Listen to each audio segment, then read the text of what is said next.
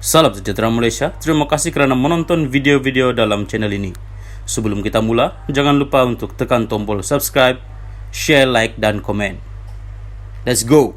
Salam sejahtera dan selamat tengah hari kepada semua pendengar berita terkini dari Malaysia kini bertajuk Pembelot dalam Kabinet HJJ tak wakili UMNO bung. Berita penuh, UMNO Sabah tidak mengiktiraf Kabinet Baru Negeri dan mendakwa Ketua Menteri HJJ Noor membeli 5 wakil rakyatnya.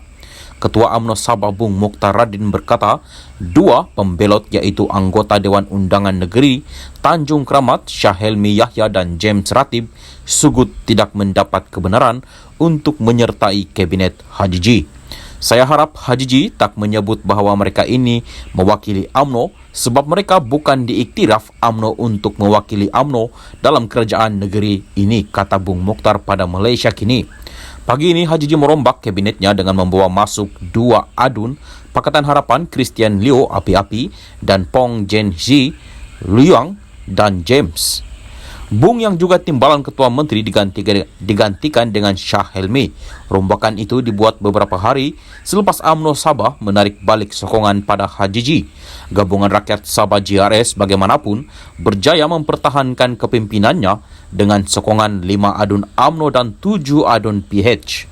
Sementara itu, Bung Mokhtar juga mendakwa 5 adun UMNO itu disogok dengan jawatan menteri, timbalan menteri dan kedudukan dalam syarikat berkaitan kerajaan. Dia justru menyeru Suruhanjaya Pencegahan Rasuah SPRM menyiasat perkara itu. Sekian berita, teruskan bersama channel ini. Salam sejahtera dan selamat tengah hari kepada semua pendengar berita terkini. Rombakan Kabinet Sabah, Syahelmi ganti Bung Mokhtar. Berita penuh, Adun Tanjung Keramat Syahelmi Yahya hari ini dilantik sebagai timbalan Ketua Menteri Sabah. Dia menggantikan Adun Lamag Bung Mokhtar Radin. Syahelmi dilantik sebagai timbalan Ketua Menteri ketiga dan diberi portofolio kerja raya. Selain Bung Mokhtar, HJJ turut menggugurkan 2 lagi anggota kabinetnya, Yaakob Khan BN Kerambunai dan Jeffrey Arifin BN Sukau. Presiden Parti Solidariti Tanah Airku STA Jeffrey Ketingan selaku adun Tambunan kini adalah timbalan Ketua Menteri 1 dan memegang portofolio pertanian dan perikanan. Jawatan timbalan Ketua Menteri kedua pula disandang oleh adun Kundasang Dr. Joachim Gunsalam dari Parti Bersatu Sabah PBS. Dia juga dilantik sebagai Menteri Kerajaan Tempatan dan Perumahan. Turut dilantik menganggotai barisan Kabinet Sabah ialah 2 Wakil Rakyat Pakatan Harapan Christina Liu PKR Api-Api, Pohong Jen Z Dap Luyang. Seorang lagi muka baru adalah James Ratib BN Sugut. Liu dilantik sebagai Menteri Pelancongan, Kebudayaan dan Alam Sekitar, manakala Pong sebagai Menteri Pembangunan Perindustrian.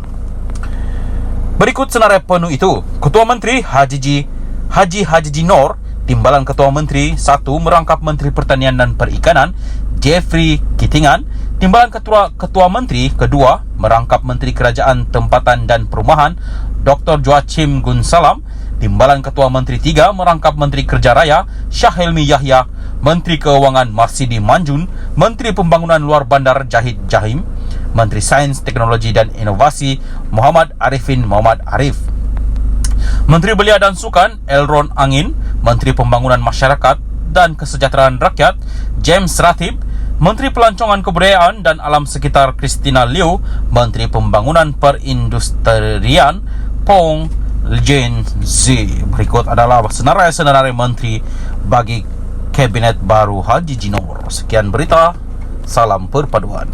Salam sejahtera dan selamat tengah hari. Salam perpaduan kepada seluruh rakyat Malaysia. Berita terkini daripada Malaysia Kini bertajuk PAU UMNO tak jemput PKR, DAP bukan sebab tak kawan Ahmad Mazlan. Berita penuh, Setiausaha Agung UMNO Ahmad Mazlan memaklumkan parti itu tidak bercadang untuk menjemput wakil daripada PKR dan DAP menghadiri Perhimpunan Agung UMNO PAU yang dijadualkan Rabu depan.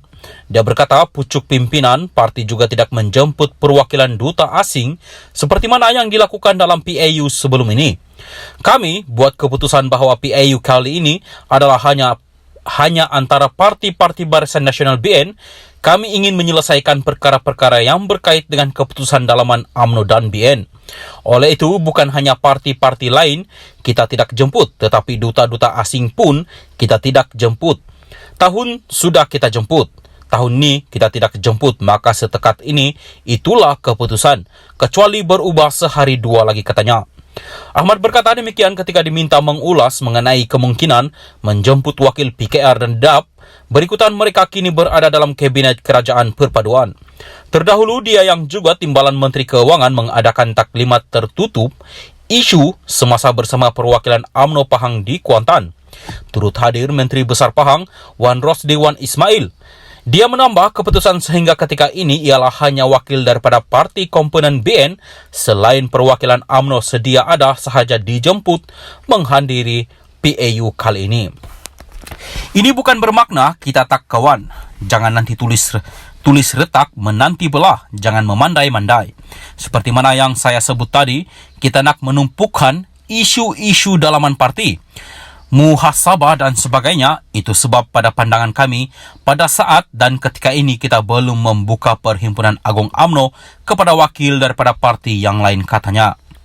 Sementara itu, ketika ditanya mengenai kabar angin berkaitan langkah London yang sedang diperkatakan sejak beberapa minggu lalu, Ahmad berkata dia tidak mengetahui setakat mana kebenaran mengenai perkara terbabit. Saya tidak tahu setakat mana benar atau tidak langkah London ini, sebab ramai orang bercuti di London, lepas tu dia orang tiba-tiba duduk bersama. Tak semestinya perkara itu ada langkah-langkah tertentu. Langkah London ini spekulasi. Saya tidak ada rekod bahawa ada pihak-pihak tertentu yang betul membuat mesyuarat, sebab kalau mereka nak mesyuarat, mereka boleh mesyuarat di mana-mana. Apa hal jauh sangat. Jadi kebetulan cuti, saya rasa takkan tak boleh berjumpa minum kopi.